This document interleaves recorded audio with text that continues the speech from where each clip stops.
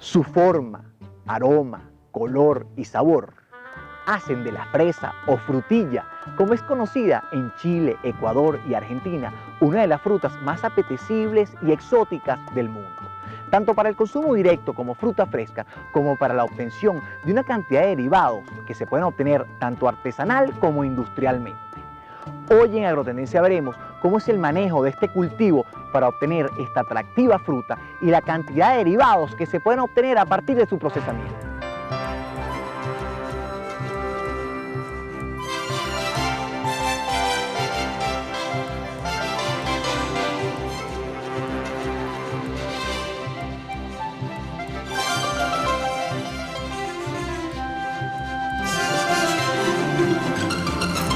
La fresa o frutilla se empezó a cultivar a mediados del siglo XV, específicamente en Francia e Inglaterra, y se conocían únicamente dos variedades, la Fragaria vesca y la Fragaria alpina.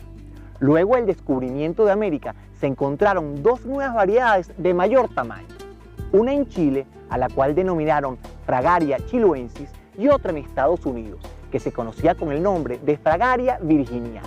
A estas se les llamaban fresones por su gran tamaño.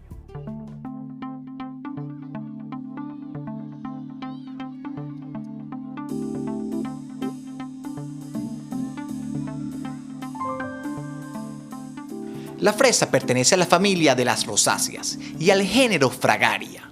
Esta planta alcanza hasta 60 centímetros de altura dependiendo del género y es de tipo herbáceo y perenne debido a que posee un crecimiento constante.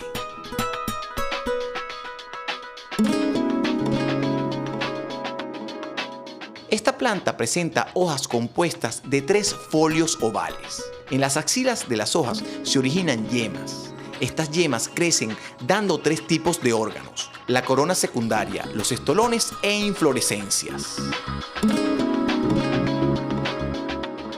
El sistema radicular de la fresa es fasciculado, compuesto por raíces primarias y secundarias.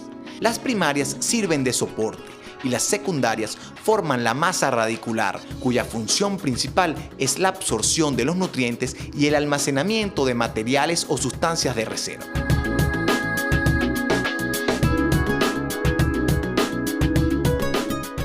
Lo que conocemos como la fruta es en realidad un falso fruto, pues el verdadero fruto es llamado aquenio.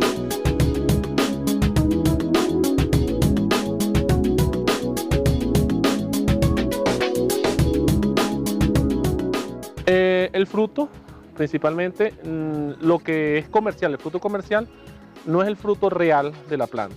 Es un fruto falso, que es solamente el engrosamiento del receptáculo floral, en realidad. Y los frutos reales son aquellos punticos que vemos en algunas oportunidades amarillentos o negros, que son los aquenios, llamados aquenios. Ese es el fruto real del cultivo de la fresa.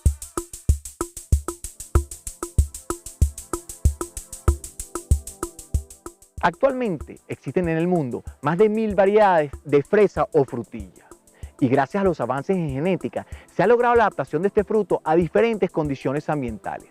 Por eso los productores, a la hora de sembrar, toman en cuenta las condiciones climáticas del lugar donde está la unidad de producción, la resistencia a las diferentes plagas y enfermedades de esa zona, la técnica del cultivo que se va a utilizar y el uso de la fruta post cosecha.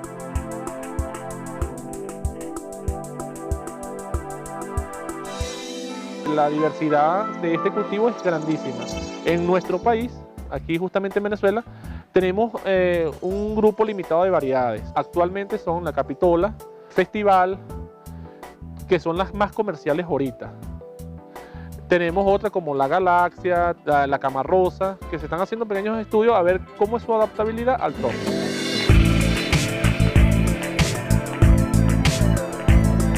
Las fresas más consumidas en el mundo son las de origen americano, ya que la amplia gama de variedades proceden de la fresa silvestre cruzada con las variedades americanas caracterizadas por ser más grandes y de mejor sabor y aroma.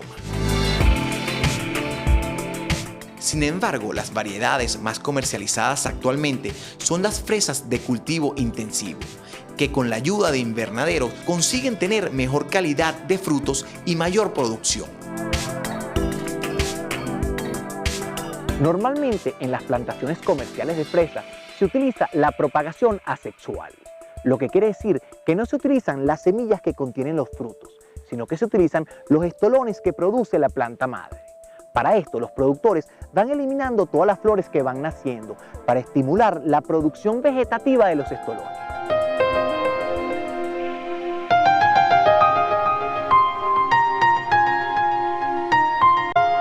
Los estolones son una estructura, son hijuelos de donde sacamos plantas nuevas. Es una forma de reproducir la planta, de autorreproducirse la planta, mejor dicho.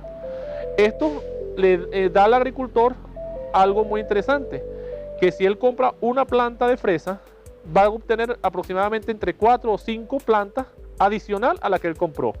O sea que la superficie sembrada se va a multiplicar de acuerdo a los estolones que dé cada planta.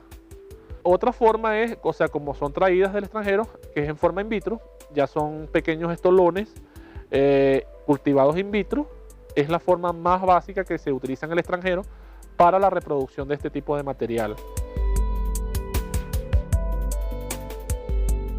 La siembra por estolones se puede realizar en cualquier mes del año. Sin embargo, se acostumbra a sembrar durante los primeros meses de la época lluviosa, en los meses de mayo, junio y julio.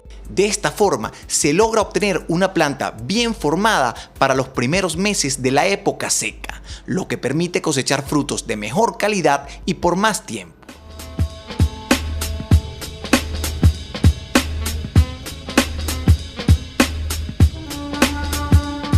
Al momento de la preparación del terreno se incorpora materia orgánica previamente descompuesta y desinfectada para evitar la aparición de enfermedades.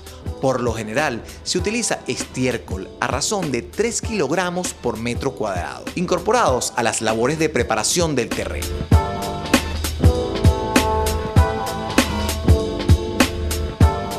Al regreso conoceremos los sistemas de siembra más utilizados en este cultivo y las necesidades hídricas de la planta de fresa.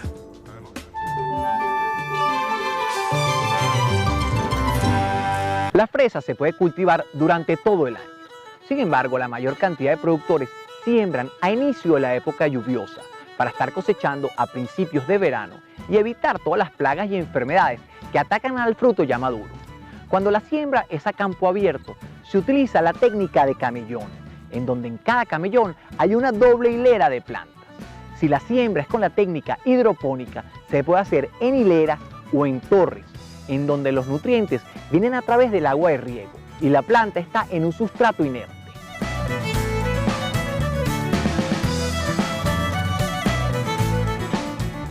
Para el establecimiento de los camellones, tomando en cuenta la utilización de coberturas, las medidas recomendadas son de 70 a 80 centímetros de ancho por 20 centímetros de alto, con una separación entre hileras de 40 centímetros y de 30 centímetros entre plantas.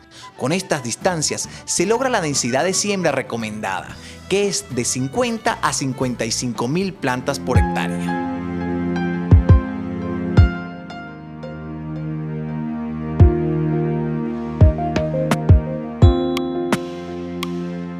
Algunos productores siembran fresas en asociación con otros cultivos, que pueden ser hortalizas como por ejemplo el cebollín, o también utilizan este cultivo mientras establecen otros que necesitan de varios años para empezar a producir, como es el caso del durazno.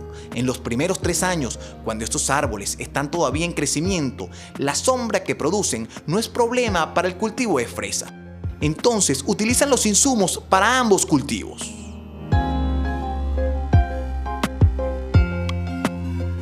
Cuando se siembra hidropónicamente en canales horizontales, se aumenta la densidad y el volumen de plantas, lo que maximiza la producción a 300.000 plantas por hectárea. Además, las labores de cosecha y fertilización se facilitan.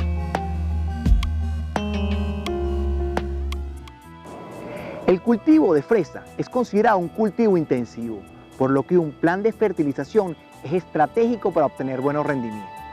Entre las funciones de los macronutrientes, el nitrógeno estimula el desarrollo vegetativo de la planta, el fósforo promueve la floración y el potasio engrosa la pared celular del fruto dándole mayor consistencia. Hay muchos micronutrientes importantes, pero unos que no deben hacer falta en este cultivo son el boro y el molibdeno. Para las plantas de fresa, el boro y el molibdeno son micronutrientes esenciales. Su deficiencia en presencia de suelos ácidos producen necrosis interna del fruto. En función de la fase de crecimiento que el cultivo lleva, los productores deben aplicar diferentes fórmulas a fin de que puedan adecuarse a la exigencia del cultivo. Vale decir que no el mismo tratamiento cuando el cultivo sea recién sembrado, cuando va en fase de crecimiento, cuando inicia su fase de floración y cuando está en fase de producción. De tal manera de que conviene pues, que los productores vayan haciendo análisis de suelo con frecuencia y puedan adecuarse a la exigencia del mismo de una manera más expedita.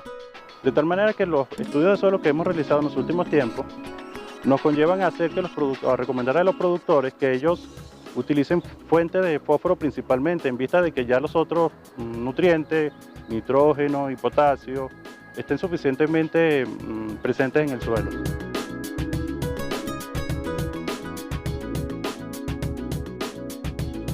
Como un método para controlar las malezas y evitar que una vez que la planta empieza a producir frutos, estos entren en contacto con el suelo, se coloca una capa de cobertura, que puede ser de plástico o del pasto que crece de forma natural en las montañas.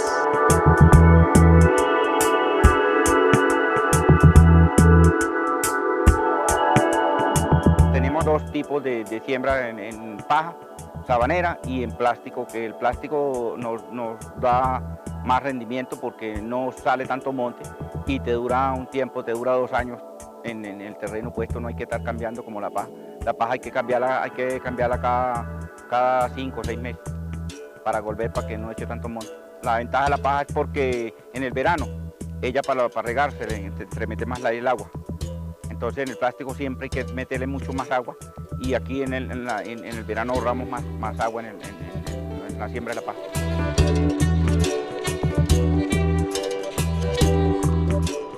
Las temperaturas óptimas para cultivar fresas están entre 14 y 18 grados centígrados. Las plantas de fresa son fotoperiódicas, es decir, que su crecimiento depende de las horas de luz. Los días con fotoperiodos largos, es decir, que tienen más horas de luz, promueven un crecimiento vegetativo, mientras que los días cortos promueven la floración y por ende la producción de frutos.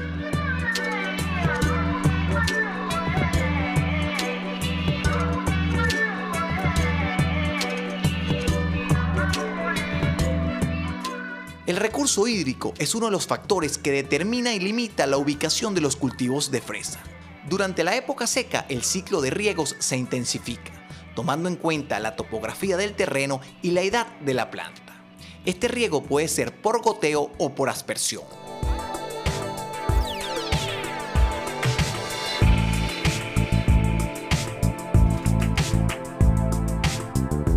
El sistema de riego por goteo permite un uso más eficiente del recurso agua, permite que se implementen otras prácticas como la fertirrigación, permite al mismo tiempo que otras plagas y enfermedades proliferen mucho menos porque tienen condiciones adversas a su crecimiento.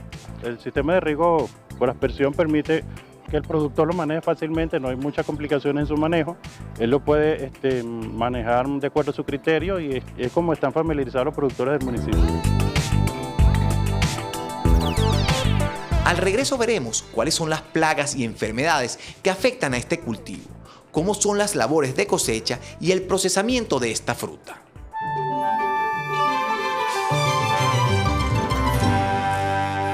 Entre las principales plagas que atacan a los cultivos de fresa está el trips, que es un insecto chupador que va poco a poco deformando los frutos.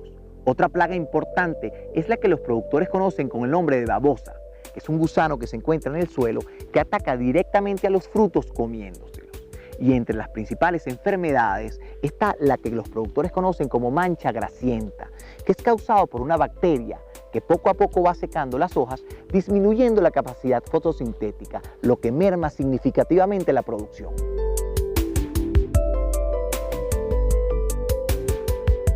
La mancha grasienta y los hongos se presentan en el cultivo en la época de lluvias, generalmente cuando los frutos están en proceso de maduración y sus tejidos son más blandos. Por eso se recomienda realizar una aspersión suave con fungicidas para evitar daños en el fruto. La forma como se está tratando y controlando estas enfermedades son a través de los productos químicos, los cuales los productores obtienen de las casas comerciales y con sus recomendaciones adecuadas logran un control efectivo. El manejo biológico es una novedad en estos tiempos y ha dado muy buenos resultados. Sin embargo, va a depender de la aceptación de los productores en función de que ellos vean las bondades, vean los beneficios económicos, sobre todo que eso les rinde a ellos. Y por eso creemos que se va a implementar en la medida que los productores vayan abriendo a estas nuevas tecnologías.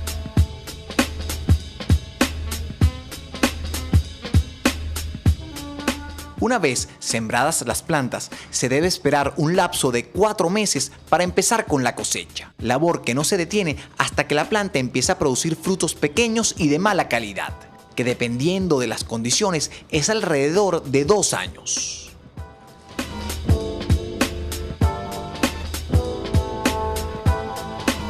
La cosecha de las fresas siempre se hace de forma manual y normalmente en horas de la mañana, cuando el fruto tiene entre 1/2 y 3/4 de maduración, porque si se cosecha cuando está totalmente madura, en solo 8 horas se deteriora hasta un 80%.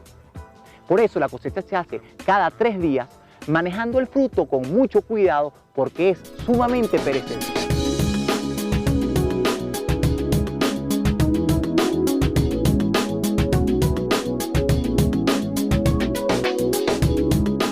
Las fresas se colocan en envases pequeños y se acopian en cajas de cartón para luego seleccionarlas y almacenarlas hasta el momento del transporte, que debe estar lo más cercano posible a la cosecha.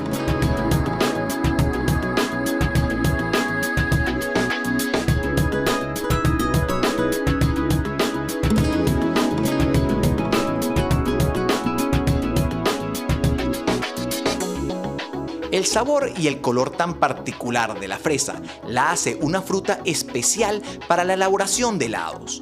No existe heladería, ni artesanal, ni industrial, que no fabrique helado de fresa.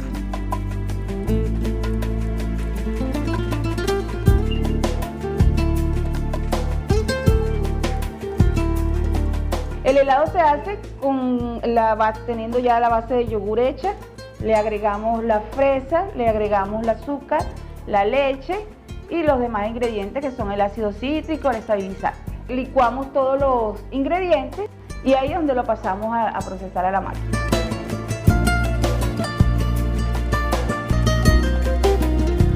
Esta fruta es una de las más utilizadas para producir mermeladas. Y en las zonas donde se cultivan es frecuente encontrar licores artesanales hechos con las frutas que tienen poco valor comercial como fruta fresca. Este proceso consiste en macerar las frutas en alcohol etílico durante 2 o 3 meses para obtener un extracto con el sabor y el bouquet de la fresa.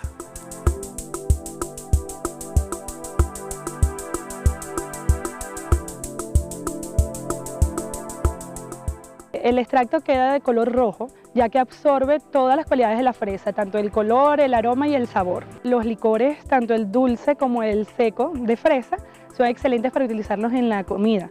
También, en gastronomía, en repostería, pueden cocinar sobre todo carnes rojas, quedan deliciosas rociadas con ese tipo de licor.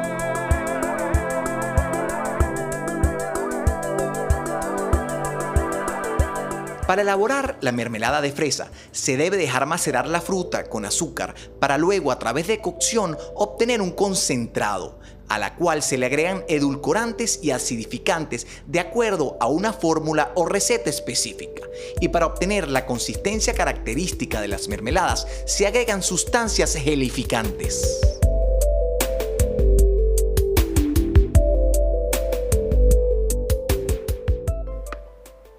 Desde el punto de vista nutricional, la fresa es una fruta rica en vitaminas y minerales. Y las vitaminas que contiene en mayor cantidad son las que cumplen función antioxidante, que son la vitamina C, la E y el betacaroteno. Y los minerales que contiene en mayores cantidades son el hierro, el calcio y el potasio, por lo que es una de las frutas recomendadas cuando hay cuadros anémicos. Y lo mejor es que todas estas propiedades y nutrientes se consumen de forma placentera.